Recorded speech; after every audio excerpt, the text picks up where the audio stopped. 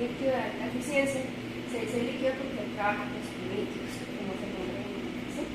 Entonces él tiene unos módulos, está dividido en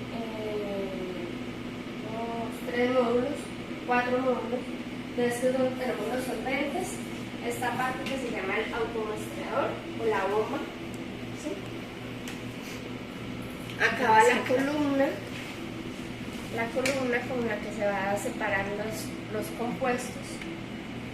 Acá abajo tenemos la bomba desgasificadora, la bomba cuaternaria.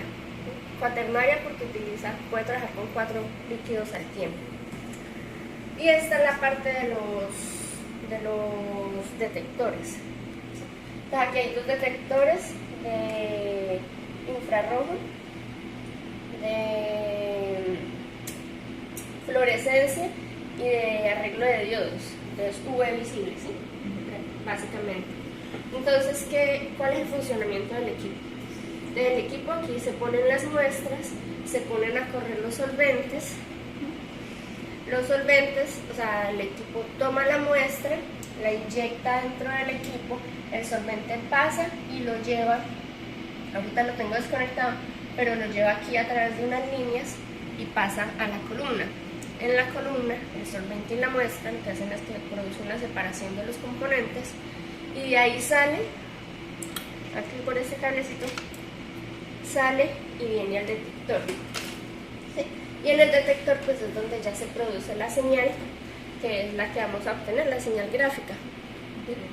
Entonces, él funciona, él tiene una bomba peristáltica en esta parte, entonces uno le cuadra el flujo y él lo que hace es, tiene la función de la bomba peristáltica, ¿sí? Mantener el flujo en el tiempo.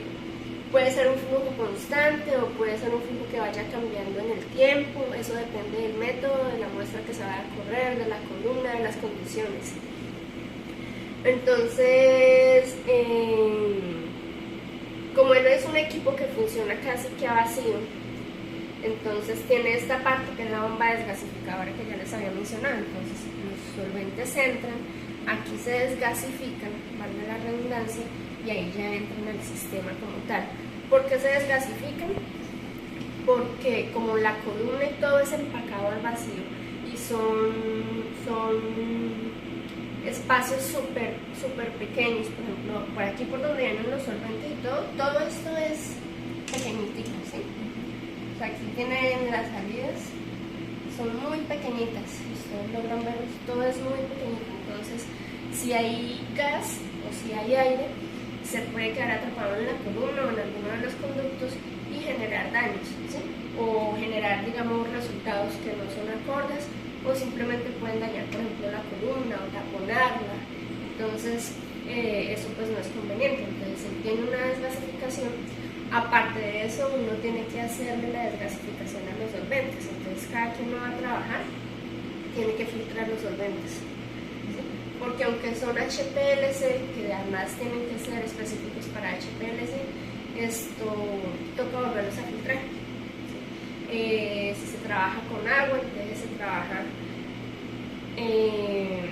agua tipo 1, tiene que ser limpia cada que uno la ponga, o sea, no puede durar más de 3 días ahí almacenada porque empieza a producir algas, entonces las algas se acumulan en los buzos son estos filtros, ¿sí? Y puede ocasionar taponamiento y lo mismo, la idea es que dentro del equipo pues tampoco hayan algas. Entonces se hace siempre un lavado inicial, se hace un lavado final después de cada corrida, de cada muestra. O sea, tiene un protocolo de conservación del equipo. Y ya él funciona o se maneja a través del software que está en el computador. Entonces eso es como lo básico del HPLC. ¿Y cuáles son los solventes que se usan? ¿Son los mismos para todos? No, todo depende de la muestra que se va a analizar, de las muestras y de las condiciones, entonces, y la columna que se vaya a usar. Entonces, por ejemplo, en las prácticas que nosotros vamos a hacer se utiliza la C18, que es una columna en fase reversa, y es una columna apolar.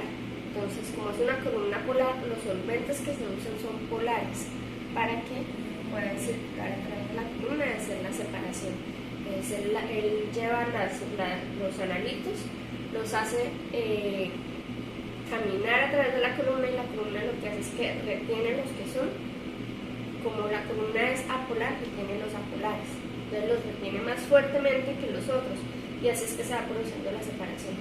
Hay columnas que son totalmente al contrario, no son en fase reversa sino en fase normal, entonces se utiliza el contrario. Si son en fase normal, entonces utilizamos solventes que sean apolares, para que en la columna se retengan los polares. Hay columnas grandes, pequeñas, todo depende del análisis. Entonces, por ejemplo, la columna que se usa ahorita es una columna pequeña,